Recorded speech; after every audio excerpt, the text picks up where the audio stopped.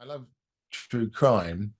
Um, yeah, I'm not sure whether we would say that True Detective is technically, true crime in the Right. sense of, what I tend to think of as true crime. But Right. but I had watched the first series. I remember watching the first series, and I had started the second. I think like a lot of people.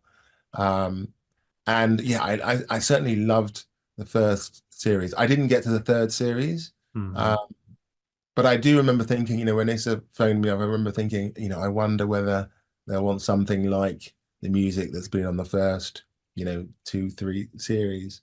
Um, and actually, it was quite nice because they had decided, way before me getting involved, that this would be quite different, and there was no need to worry about referencing stuff from what had gone before. So yeah, although I'd watched it, I kind of didn't need to watch it again or kind of like go, okay, what things can I learn from those previous series? Hmm. It was a fresh start, which suits me. Yeah, and season four was very refreshing because those early seasons, they were music directed more than scored by T-Bone Burnett, Right. and it was something that I was curious if you had any sort of trepidation that it was going to be a song-heavy series, but it sounded like you had enough early conversations that you knew it was going to be pretty score driven.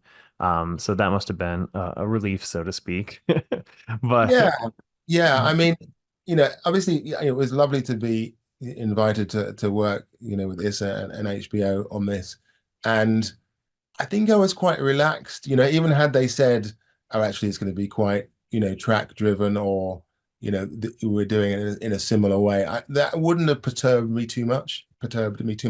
Um, yeah, it's always a challenge. It's always an interesting experience working on a particular project. And yeah, so I'm kind of like, I like to think of myself as relatively flexible in terms of, what I can add to a particular project.